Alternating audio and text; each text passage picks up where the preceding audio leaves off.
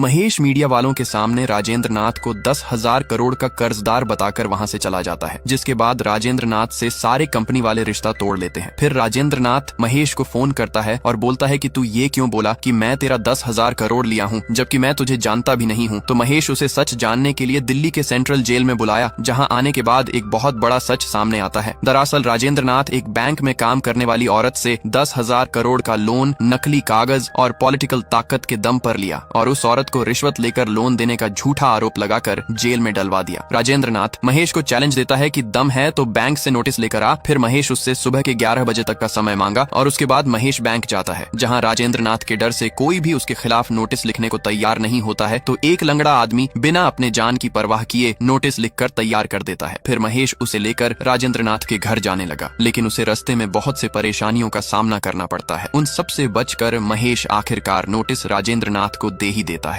महेश दुश्मनों से लड़कर आखिरकार राजेंद्र नाथ को बैंक का नोटिस दे ही देता है और राजेंद्र नाथ बस देखता ही रहता है। फिर कुछ टाइम बाद वही बैंक का एम्प्लॉय महेश के घर आता है और बताता है कि हमने जो नोटिस राजेंद्र नाथ को दिया था उस पर सुप्रीम कोर्ट ने रोक लगा दिया है। तभी महेश को राजेंद्र नाथ का फोन आता है और बोलता है कि अगले 6 महीनों तक मेरे ऊपर कोई भी कार्यवाही नहीं होगी। इसी बीच मैं चाहे जितना भी पैसा लोन लूं उसके लिए मुझे बहुत समय मिलेगा, लेकिन चुकाने के लिए कभी नहीं कहा जाएगा। इधर महेश के एक पड़ोसी के घर बैंक का एक रिकवरी एजेंट उनके घर पर ताला मार दिया होता है, क्योंकि उन्होंने टाइम पर EMI नहीं भरी होती है। जब एजेंट उनको अपशब्द बोलने लगता है तो महेश उसको एक खींच कर तमाचा मारता है, जिसके वजह से वह गिर जाता है। फिर महेश उससे माफी मंगवाता है। बाद में वह एजेंट अपने साथ अपने बॉस और कुछ एम्प्लॉय को लेकर आता है, लेकिन महेश उनको फिर से मारकर भगा देता है। मास्टर जी से लोन वसूलने आए बैंक के रिकवरी एजेंटों को महेश मारकर भगा देता है, जिसके वजह से शाम को आस पड़ोस के लोग महेश को बोलने लगते हैं कि जो टाइम पर लोन नहीं भरेगा उसके घर एजेंट तो आएंगे ही, इसके लिए मार पीट करने क्या जरूरत थी। जिस पर महेश बोलता है कि हम जैसे आम लोग अगर लोन टाइम पर नहीं भरते हैं तो हमारा घर नीलाम हो जाता है। वहीं राजेंद्र नाथ जैसे बड़े लोग बैंक से 5,000 करोड़ 10,000 करोड़ का लोन लेते हैं तो उनका घर नीलाम नहीं होता है, बल्कि उनके साथ अच्छे से पेश आते हैं। महेश पूरे कॉलोनी वालों को बहुत समझाता है, बोलता है कि जब तक राजेंद्र नाथ अपना 10,000 करोड़ का लोन नहीं चुकाएगा तब तक मास्टर जी भी अपना लोन नहीं भरेंगे। फिर अगले दिन पूरे कॉलोनी वाले महेश के बात से सहमत होकर अपना सारा पैसा बैंक से उतार कर राजेंद्र नाथ के खिलाफ धरना प्रदर्शन करने लगते हैं। जब ये बात गवर्नमेंट को पता चलती है तो वह राजेंद्र नाथ को फोन करके बोलते हैं कि कल सुबह तक लोन नहीं भरा तो राज्यसभा से तुम्हें निकाल दिया जाएगा। इतना सुनकर राजेंद्र नाथ कॉलोनी के हर घर से एक एक मेंबर को किडनैप कर लेता है और उसी का फायदा उठाकर वह महेश को बुलाकर खूब मारता है।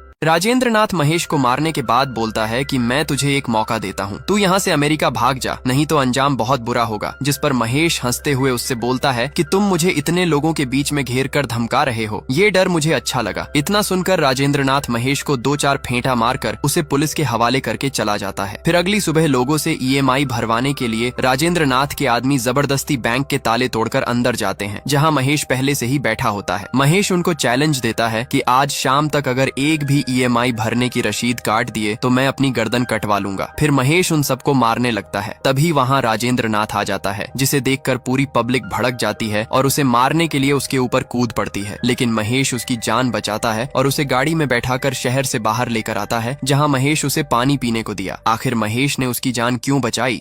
महेश राजेंद्र नाथ की जान बचाता है और उसे एक दुकान पर लाकर बोलता है कि देखा, बुरे कर्मों का फल हमेशा बुरा होता है। तुमने लोगों का पैसा खाया और लोगों ने तुम्हारा सुख चैन। इतना सुनकर राजेंद्र नाथ को अपने ऊपर पछतावा होता है, जिसके वजह से वह अपना सारा लोन भरने के लिए राजी हो जाता है। फिर हम देखते हैं कि वह औरत जेल से बाहर आ जाती है और महेश से बोलती है कि तुम्हारा बहुत एहसान है मुझ पर, तुम्हारे वजह से मैं जेल से बाहर आ गई। आखिर तुम हो कौन? तो महेश बताता है कि जब मैं छोटा सा था तो आप मेरे पापा से लोन का पैसा मांगने आई थी और फसल खराब होने की वजह से मेरे मम्मी पापा लोन नहीं चुका पाए, जिसके वजह से उन्होंने अपनी जान गंवा दी। इतना बोलकर महेश फिर से अमेरिका अपने ऑफिस में आ जाता है, जहाँ कलावती फिर से महेश के ऑफिस में आती है, जिसे देखकर केशव बोलता है कि तुम्हें अब लोन नहीं मिलेगा। तो वह बोलती है कि मैं लोन लेने नहीं बल्कि महेश को लेने आई हूँ। तो दोस्तों, ये मूवी यहीं पर खत्म होती है। नेक्स्ट कौन से मूवी के पार्ट देखना चाहते हैं कमेंट करें।